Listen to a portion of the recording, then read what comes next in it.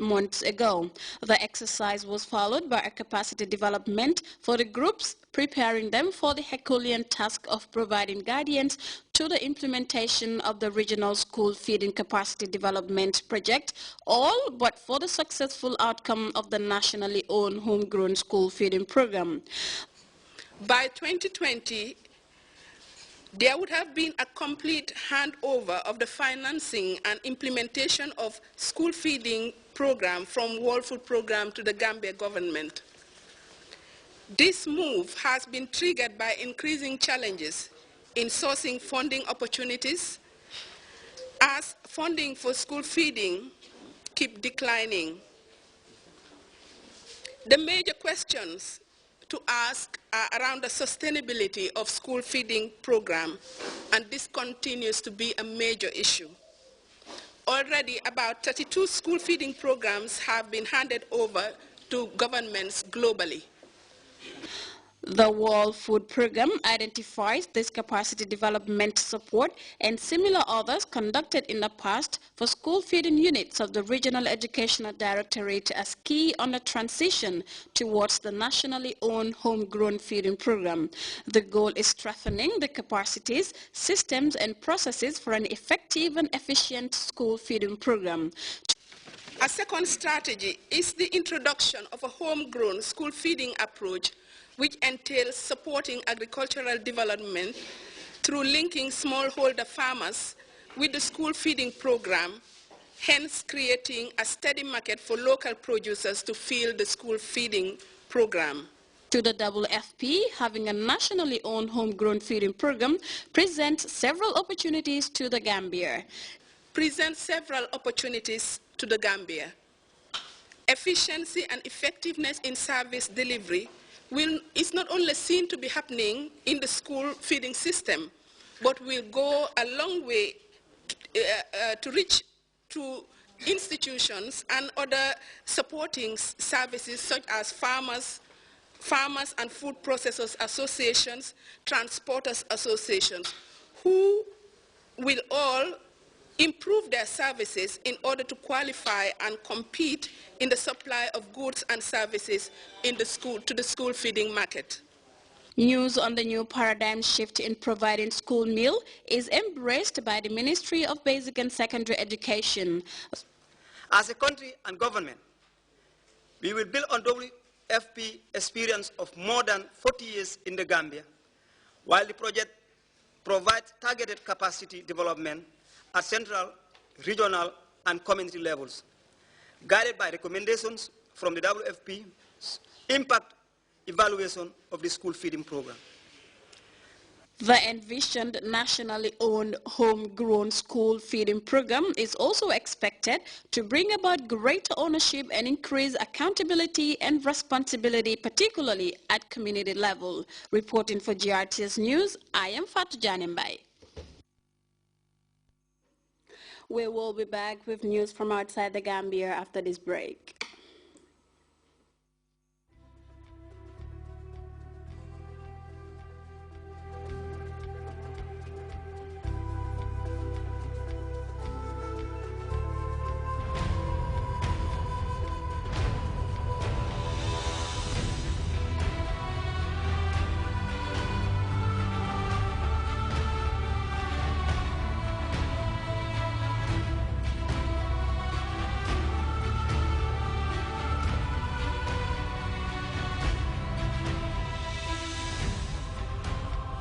Vote for your contestant of the Miss 22nd July Scholarship Pageant 2013.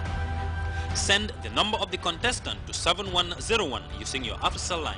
The more you vote, the more your contestant stands to win as the Queen on the 7th of December 2013 at the Penchimi Hall Paradise Suites Hotel.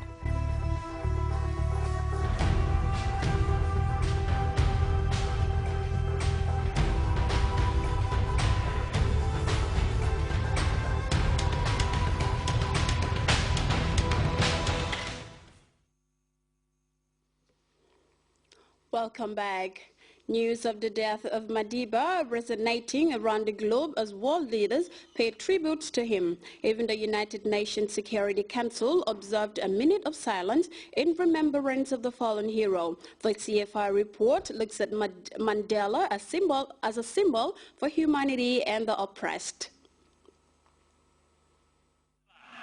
As he grew weaker with age, Nelson Mandela's public appearances became increasingly rare.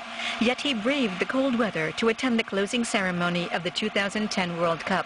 At Johannesburg's Soccer City Stadium, he waved to the over 80,000 spectators who, in a thunderous roar, paid tribute to the man who could only be described as Africa's living legend.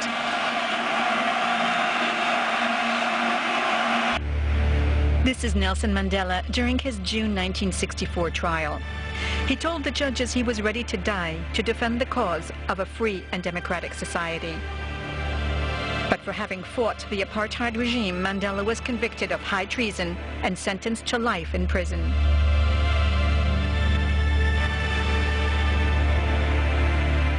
Mandela had spent 27 years behind bars before he was finally freed. That day, February 11, 1990, television cameras from the world over were there to witness the event. One French journalist commented, his status has risen from that of the most highly guarded prisoner to almost that of a head of state. South Africa's black townships exploded with joy, and 1 million black South Africans felt a huge wave of hope that this might mean the end of a half-century of racial discrimination. Back home in Soweto, Mandela addressed his fellow South Africans. Today, my return to Soweto fills my heart with joy.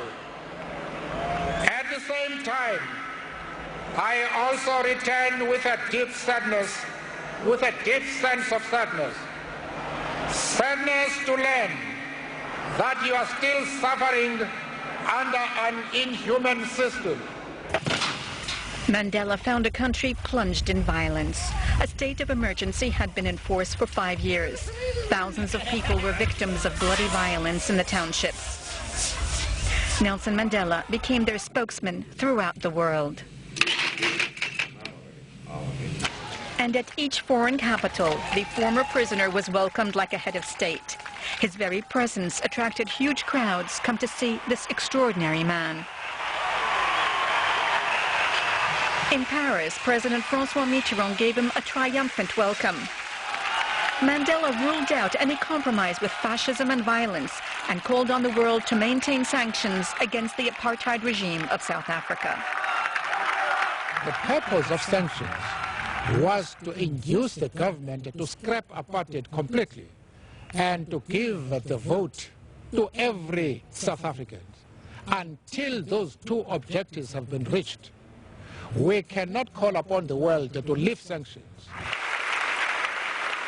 On May 10, 1993, the Nobel Peace Prize was awarded jointly to Nelson Mandela and South African President F.W. de Klerk for their work on the peaceful termination of the apartheid regime and for laying the foundations of a new democratic South Africa. Mandela remained in the limelight. Then came that magical day, May 3, 1994. Mandela became the first black president of the new multiracial South Africa.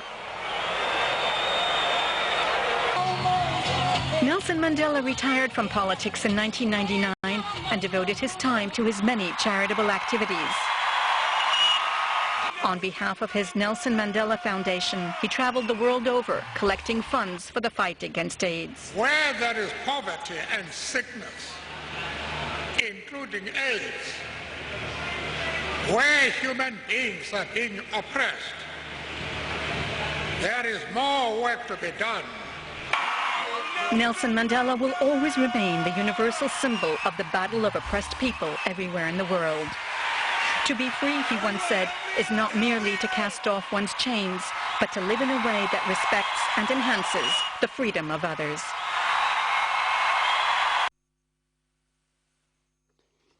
A United Nations Security Council vote has changed the mandate of French troops to support the African Union forces in the Central African Republic. The number of French troops will be doubled in the coming days to help put an end to the violence that plunged the country into chaos. We have more in the CFI report.